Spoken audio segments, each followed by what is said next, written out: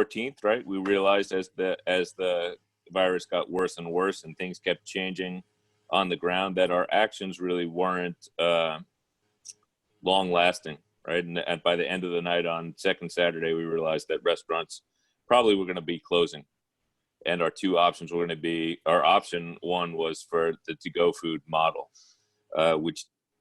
which didn't satisfy. We're not built for that, right? And we didn't know how to do. And the other thing that we thought about was that this is going to cause a lot of displacement, people who are hungry and in isolation, and how do we get food out to them, particularly kids and the elderly, and then the homeless too.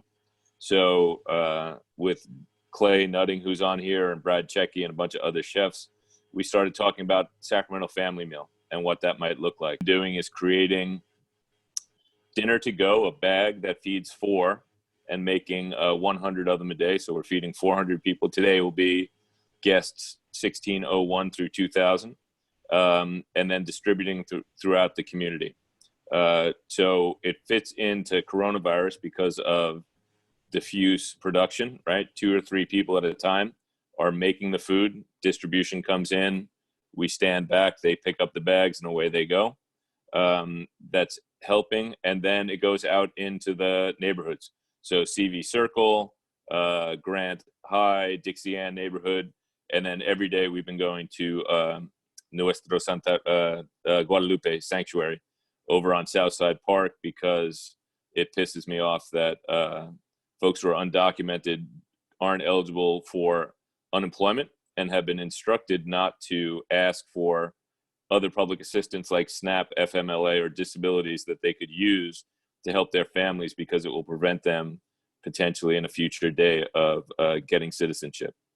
So the idea of this means, where does that come from? We have a couple of things. One, empty restaurants, antsy chefs who want to cook, food in the fields where we're not using it. We've seen Produce Express, our produce provider, is down 65%. So all those folks who have supported us throughout the years in our farm to fork efforts now need our help more. And so now we have to figure out how to pay for it. If the stimulus package comes through and we get payroll reimbursement, then maybe that will help. And we're still looking for the ways to get this up in a sustainable manner. It's certainly replicable, easily replicable, and sustainable. And the partners right now from the beginning are Cannon, Brad, and Clay, as I said, Oliver from Ridgeway, from Camden Spit and Larder, Deneb and Elizabeth from Alora also, and then Juan Barajas, the food whisperer of YOLO, has been in these conversations, as has Patricio from Nick's Taco, and Santana Diaz from UC Davis Medical Center. As you can imagine, he has other shit going on as well.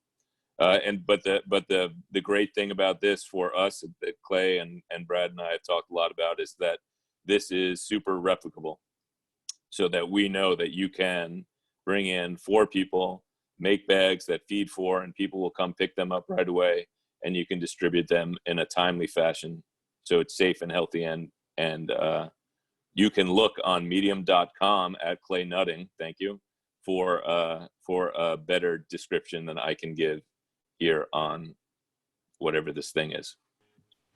Produce Express been a great partner. Cape Hay Valley folks have been great. Yesterday, Jim Durst came through with 20 boxes of asparagus, which is cool. Our friends at the citrus growers have been coming in with things. Cisco has been a great partner. On Monday, we got 300 pounds of meat for $12, which is a great food cost.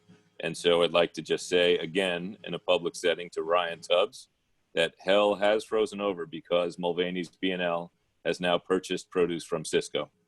But seriously, we want to thank all our partners that have all been in. And then the idea of where the sourcing comes from, I believe Clay has up there a GoFundMe where people can start sending in some money to help us get this going, because only so long that you can just donate. The goal here is that we're supporting our friends, the farmers, right? We're making sure that this economy keeps going, so that it's been there, so it'll be there when things come back.